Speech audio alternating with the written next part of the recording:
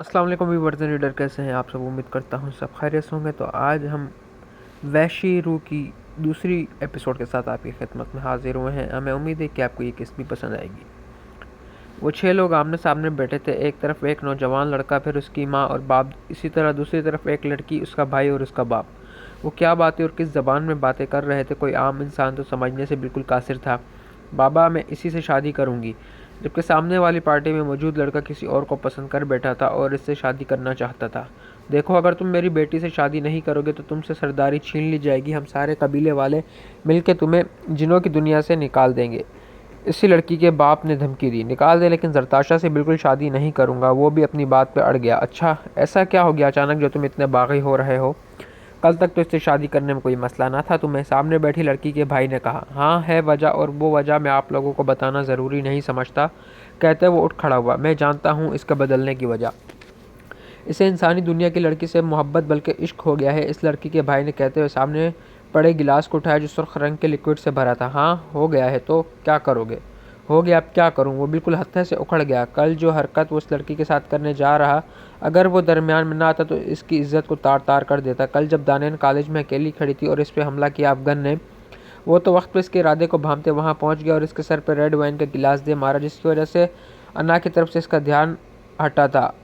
और वो जो खिड़की के पास चादर लटकी थी वो भी इसी ने ही लटकाई थी। इसे घर भी इसने पहुंचाया था। इसके जाने के बाद फ़हाम ने अफगन को खूब मारा, लेकिन ये बात उसके कबीले वालों या घर वालों को नहीं पता थी। देखो बेटा, तुम जानते हो इंसानी दुनिया के लोग हमारी दुनिया में नहीं आ सकते। जरताशा के वालिद ने इसे समझाना चाहा, लेकिन वो तो अब इससे मोहब्बत कर बैठा था। अब तो इसे सब कुछ छीन लिया जाए तो वो भी इसे कोई परवाह नहीं थी। वो मैच्योर था, वो सब कुछ अपने बलबूते पर कर सकता था। मुझे यहाँ रहने का कोई शौक़ नहीं है। याद है 18 साल पहले आपने कैसे बेदर्दी से मुझे इस अपनी दुनिया से निकाला था। अब तो मैं अपना सब कुछ सेट भी कर चुका हूँ। मुझे कोई फ़र्क नहीं पड़ता आपकी इन धमकियों से। तुमसे सारी ताकतें भी छीन लूँगा। वो खुद को जैसे खुदा समझ बैठे थे। देखें चाचा, आप मेरी बात को समझे। मैं अभी मना कर दिया है, अच्छा है ना? बाद में अगर हो जाता तो इसकी ज़िंदगी बर्बाद हो जाती। ठीक है अब्बा जी, मुझे भी नहीं करनी इससे शादी, जिससे मर्जी कर ले। जरताशा गुस्से से देखती वहाँ से उठ के चली गई कि वो तो मानने वाला नहीं। बस कर दो दानियान, कुछ शर्म कर लो। भाई अंदर है तुम्हारा। अम्बरीन लॉन में बैठी सब्जी बना रही थी और साथ साथ दानियान की हरकतें देख के इनको हौल उठ रहे थे। दानियान जो आज पहला पेपर दे के आई थी, जो कि इसके मुताबिक बहुत अच्छा हो गया था, अब लॉन में बैठी अपने बड़ी घेरेदार फ्राक को नज़ाकत से थामे घूम रही थी और अपनी माँ का मूड ख़राब कर रही थी। बस कर दो ना, पता चल गया है बहुत अच्छा हुआ है पेपर तुम्हारा। उन्होंने एक दफ़ा फिर इसे मना किया। क्या है मामा, यहाँ तो बंदा अपनी मर्ज़ी से कुछ कर भी नहीं सकता। नाराज़गी से इनको देख के साथ वाली चेयर पे आके बैठी। अपने ससुराल जाके ये चौंचले करना, अपने शौहर को दिखाना अपनी अदाएं। इन्हें दानियान पे कुछ ज़्यादा ही गुस्सा आता है। एक वो अकेली थी और 6 भाई। मोस्टली इसकी आदत लड़कों वाली थी। क्रिकेट खेलना, साइकिलिंग करना, गलियों में घूमने फिरने का शौक भी बड़ी मुश्किल से ख़त्म किया था इन्होंने। जी, मेरा भी ऐसा ही इरादा है। आप तो मुझे खुल के सांस भी ना लेने दे। आगे होके गोभी का छोटा कटा हुआ टुकड़ा उठा के मुंह में डाला।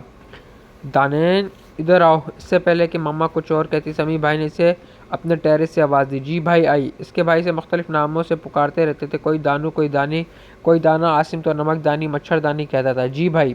ऊपर इनके कमरे में पहुंचते कहा, मामा से कहो मेरे दोस्त आ रहे हैं, आज कुछ अच्छा सा बना लें, डिनर इधर ही करेंगे। क्या? न नहीं भाई, मामा ने सारा काम मुझसे करवाना है। प्लीज़ आप इनको बाहर डिनर करवा देना। दानेन, उन्होंने नाम पे जोर देते स्टॉप लगाया। अच्छा भाई। मुंह बनाते वो पाँव पटकते नीचे और भाई का हुक्म सुनाया। चलो फिर मेरे साथ किचन में हेल्प करवाओ। शाबाश, आ जाओ। इसकी सोच के मुताबिक सेम वैसा ही हुआ। मॉम, मेरा कल पेपर है, मैंने तैयारी करनी है। जल्दी से वापस मुड़ी।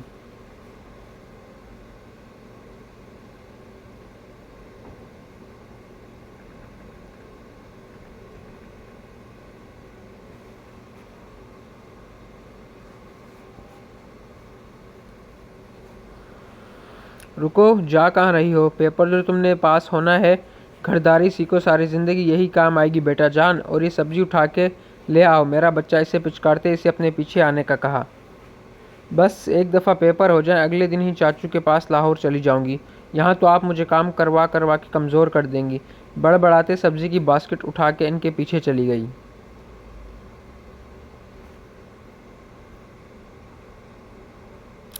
व्हाट रबिश, इसमें वैसा तो कुछ भी नहीं है जो मुझे चाहिए था। राबील का बॉस इस वक्त मुकम्मल गुस्से में मुट्ठियाँ भींच के रह गया।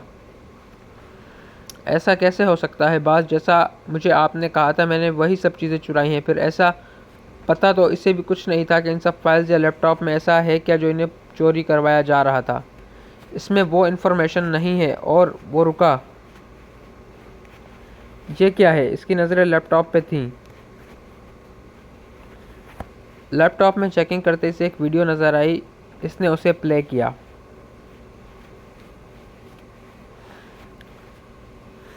हाँ हाँ, एक ब्लैकमेलर का साया वीडियो में नमूदार हुआ।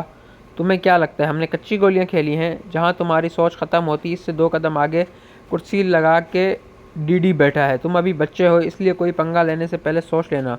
तुम जो भी कोई हो अपने मकसद में कामयाब तो कभी भी नहीं हो सकती, क्योंकि मैं होने नहीं दूंगा। बाय। इस साय ने हाय के अंदाज में हाथ हिलाए। वीडियो 1 मिनट की थी।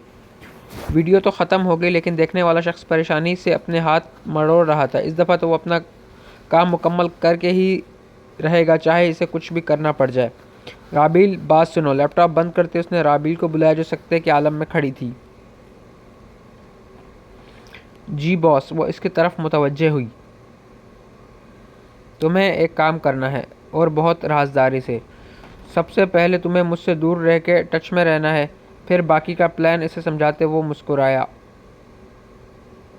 ये जाने बगैर कि गलत काम कभी भी अंजाम को नहीं पहुंचते, सच कभी ना कभी सामने आके रहता है।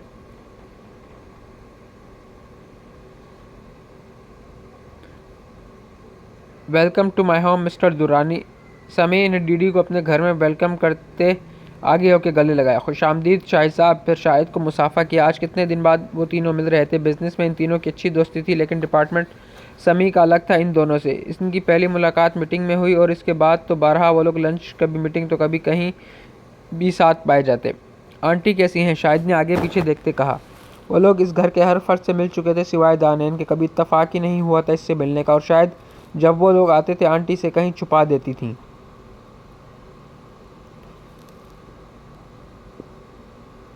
आओ ना अंदर। इनको अंदर लेके आया। थोड़ी देर बाद अमरीन इनके लिए रिफ्रेशमेंट ले आई थी। इनसे थोड़ी देर बातें करने के बाद चली गई। आज तो हम एक ख़ास काम के सिलसिले में तुमसे मिलने आए हैं। जी जी मैं हाजिर, बताएं क्या खिदमत कर सकता हूँ आपकी।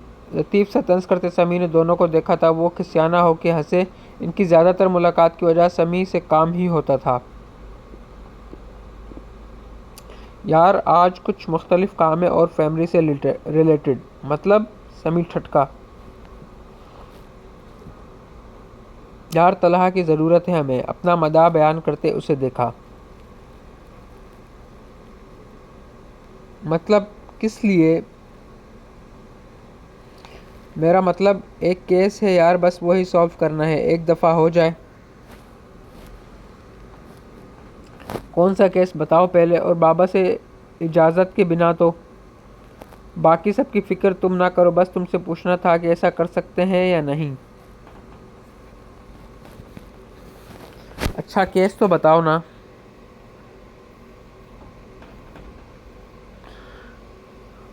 वैसे सारा मसला बताया और तलाक की ज़रूरत क्यों है वो भी बताया। ठीक है बाबा से बात कर लो, मान जाएंगे।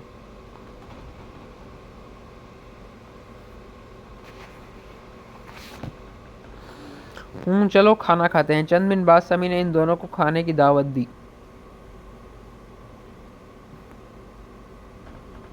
हाँ ज़रूर, इसी नीयत से ही है। शाहिद ने मुस्कुराते आंख दबाई। चलें फिर। वो तीनों उठ खड़े हुए। इससे पहले कि वो रूम से बाहर निकलते दरीद का मोबाइल बज उठा। तुम लोग चलो, मैं कॉल सुन के आता हूँ। इन दोनों को जाने का कह के वो फ़ोन सुनते ड्राइंग रूम की विंडो के पास आया। पर्दा हटा हुआ था। बात करते अचानक उसने सामने देखा तो कोई लड़की पौधों की तरफ रुख किए खड़ी थी। दुपट्टा आधा झूल रहा था ज़मीन पर। उसका हुलिया कुछ यूं था कि खुला ट्राउज़र, उसके ऊपर टी शर्ट जो यकीनन उसने आसिम की पहनी थी। दुपट्टा भी मामा का ही लिया होगा जो इसके कंधे से ज़्यादा ज़मीन पर झाड़ू दे रहा था। फिर घूम के चलना शुरू किया। बुक उठाया। वो किसी सब्जेक्ट का रट्टा लगाने में मसरूफ़ थी। अंदर खड़े डीडी को फ़ोन पे क्या बात की जा रही है सुनाई देना बंद हो चुकी थी। वही तो थी। हाँ ये वही थी, दानैन, इसकी दानैन। अपने ऊपर किसी की नज़रों का इर्तिकाज़ महसूस करते दानैन ने पीछे मुड़ के देखा।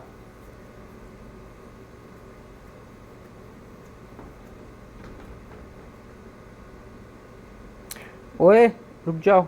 विंडो पे खड़े इंसान को देख के वो बुकली जल्दी से उस तरफ आई। कौन हो तुम? गुस्से से घूर कर दरीद को मुखातिब किया, जो अचानक से इसके एक्शन में आने से सटपटा सा गया था। 1 मिनट रुको, मैं बताती हूँ तुम्हें। इसे वहीं रुकने का कह के जल्दी से घर के अंदरूनी तरफ गई और ड्राइंग रूम को लॉक कर दिया, फिर वापस घूम के बाहर आई।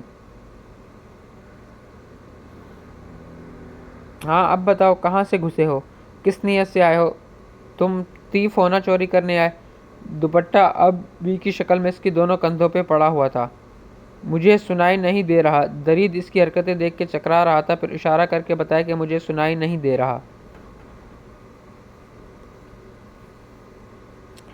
ओके रुके। दानियल ने दुपट्टा सही करते इसे ओके का इशारा किया। आप यहाँ क्यों और कैसे आए? फिर रुक रुक के हर लफ्ज़ का इशारा करके बताया। समझ नहीं आई। अंदर दरीद अभी भी ना ना में सर हिला रहा था। इसकी मुस्कुराहट बस होंठ पे मुश्किल ही आने से रुकी थी। अगर कुछ और कहती ना तो इसकी हंसी छूट जानी थी। पाँव पटकते दानियल ने आगे होकर विंडो स्लाइड की उछल के अंदर दाखिल हुई और विंडो बंद। अब बताएं, इधर क्या कर रहे हैं? ये क्या कर रही हैं? निकले यहाँ से। वो परेशान हुआ, अगर कोई आ जाता तो क्या सोचता? दरवाज़ा भी लॉक था। अब किसी को क्या पता वो बाहर से किया गया है या अंदर से। बाहर जाए, मैं बताता हूँ। इसे बाहर जाने का कहते हैं। परेशानी से दरवाजे को देखा। नहीं, मैं चीखूंगी। मामा भाई। इससे पहले कि दरीद इसे कुछ बताता वो शुरू हो चुकी थी।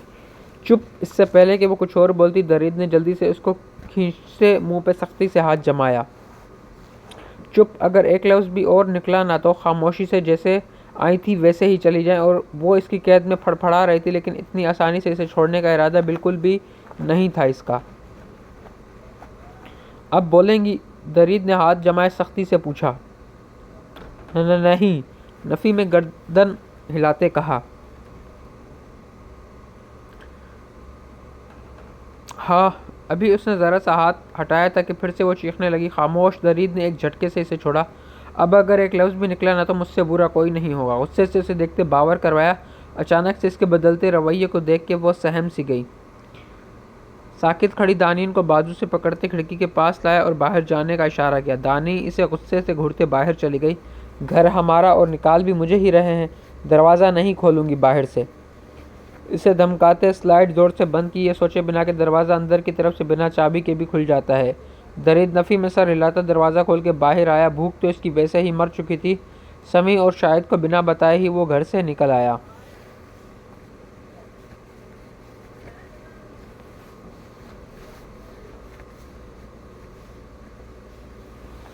अगर ऐसा है तो फिर अब हमने भी अपना अगला कदम उठाना है। रिवॉल्विंग चेयर पर बैठे उसने सामने बैठी राबिल को देखा। पहले एक बात बताओ। आगे होते टेबल पे बाजू टिकाए। जी बॉस। आज वो पिंक कलर के सूट के साथ वाइट जीन्स पहने अपने हुस्न के जलवे बिखेर रही थी। तुम्हारी नज़र में कोई ऐसी जगह है जहां हम अपना प्रोजेक्ट आसानी से कंप्लीट कर सकें और किसी के आने का भी ख़तरा ना हो?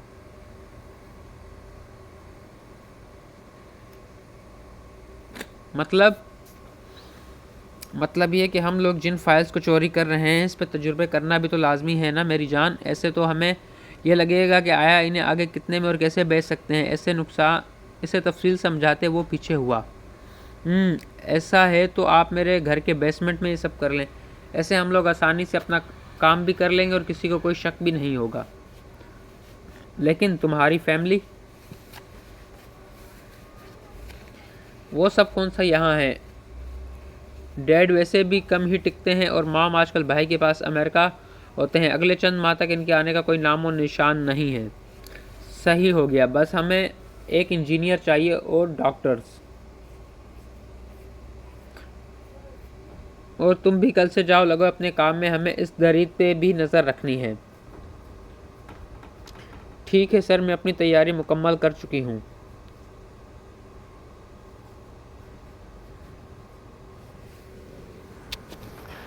भाई आपका वो दोस्त बहुत बुरा है। अभी अभी कासिम ने इसे बताया था कि वो भैया के दोस्त हैं, सो अब बिना किसी लिहाज के वो समी को सुनाने आई थी। मतलब वो सब लोग नाश्ता कर रहे थे। दानियाल अभी अभी उठ के टेबल पे आई थी क्योंकि आज इसका लास्ट पेपर था और वो लेट नहीं होना चाहती थी। मतलब ये कि कल जब वो अकेले ड्राइंग रूम में अपनी कोई खुफिया प्लानिंग कर रहे थे तो मैंने इनसे पूछा कि कौन है, कहाँ से आए हैं।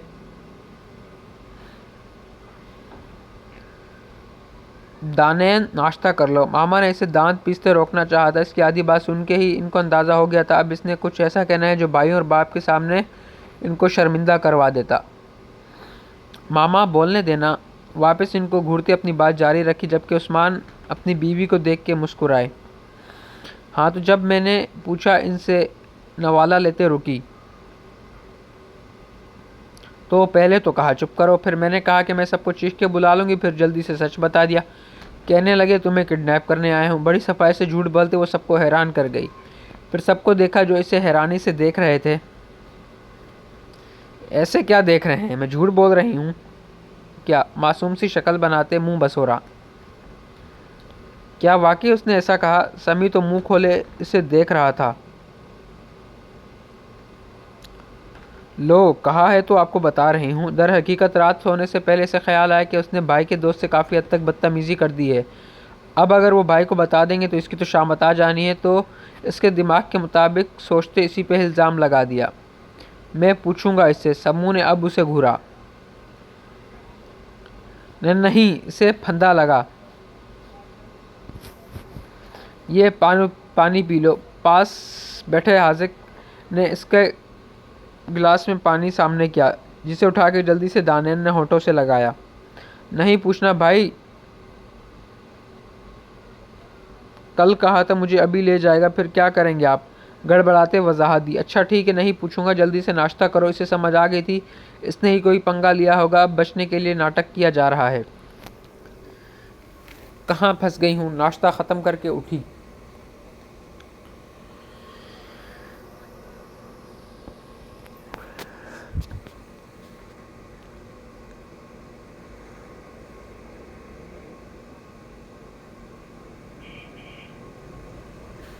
अल्लाह भैया मैं अभी तैयार हो गया। उसे यकीन था भाई को जब वो थीफ बताएगा तो इसका यकीन करेंगे। अल्लाह मुझे बचा ले। दुआ करते कपड़े उठा के वॉशरूम में घुस गई। अस्सलाम वालेकुम। ऑफिस में दाखिल होते इस बहन जी टाइप लड़की ने सबको सलाम किया। जी आप कौन काम करते? एक शख्स ने उसी से पूछा। जी मुझे सर ने बुलाया है, इनसे मिलना है। अपनी नाक पर धरा चश्मा सीधा करते हुए उनको जवाब दिए रुके बिना ही अंदर की तरफ चली आई।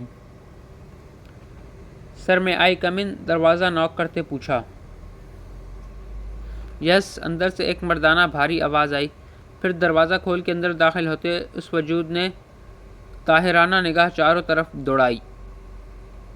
जी कौन? अनएक्सपेक्टेड शक्ल देख के वो चूका। सर में हुरम बेग, यहाँ मुझे न्यू हायर किया गया है। जी वो कुछ बोलते बोलते रुका। उसकी नज़र सामने लैपटॉप की स्क्रीन पर टिकी थी। जी आए ना, तशरीफ़ रखे। मुस्कुराते इसे सामने बैठने का इशारा किया। No sir thank you. मैं आईटी डिपार्टमेंट में काम करूंगी सर, आपके अंडर, तो मुझे आप काम सिखा दें। जी जी बिल्कुल, मैं समझ गया हूँ। आप जाएं बाहर, आपको मेरा सिक्योरिटी गाइड कर देगा आपको। ओके सर थैंक यू कह के बाहर निकल गई। हूँ सर हिलाते दरीद ने चेयर से टेक लगाई। तुम आ ही गई आखिर, अब हमारा काम और आसान होगा। फिर कुछ सोचते फ़ोन निकाला और समी को कॉल की। अस्सलाम वालेकुम, कैसे हो? कॉल दूसरी बेल पे ही पिक कर ली गई थी।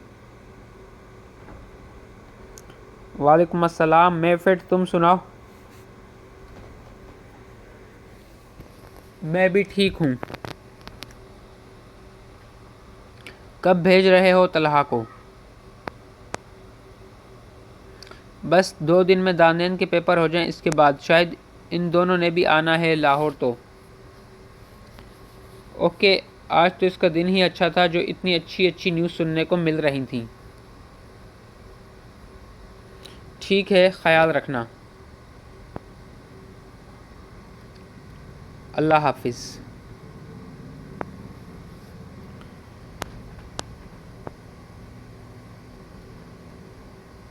जाओ बाहर से झाड़ू लेके आओ। अम्बरीन जाने इस वक्त स्टोर रूम में क्या ढूंढ रही थी जो साथ में दानैन को भी लगाया हुआ था।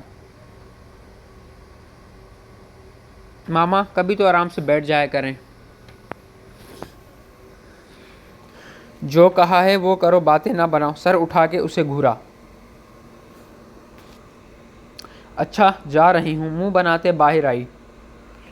मामा बाहर नहीं है, 2 मिनट बाद वापस। दोपहर का वक्त था, चिलचिलाती धूप और गर्मी, ऊपर से स्टोर में पंखा भी नहीं था। छत पे देख के आओ, एक तो सफाई वाली भी बस ऊपर ऊपर से झाड़ू लगा के एहसान करती है। आप ढूंढ क्या रही हैं? वो तंग हो रही थी गर्मी से। चूहा। इससे पहले कि उस मामा उसे जवाब देती, उसे अपने पास से गुजरता चूहा नजर आया। क्या हुआ है मामा? चूहा। वो चीखते भागी थी। कहाँ है?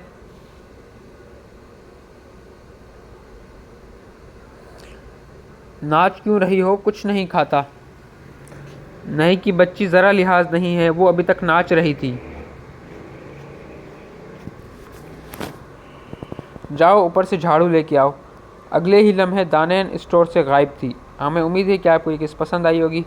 हमें कमेंट सेक्शन में ज़रूर बताइएगा कि आपको किस्त कैसी लगी। इंशाल्लाह अगली वीडियो में मिलते हैं, तब तक के लिए अल्लाह हाफिज़।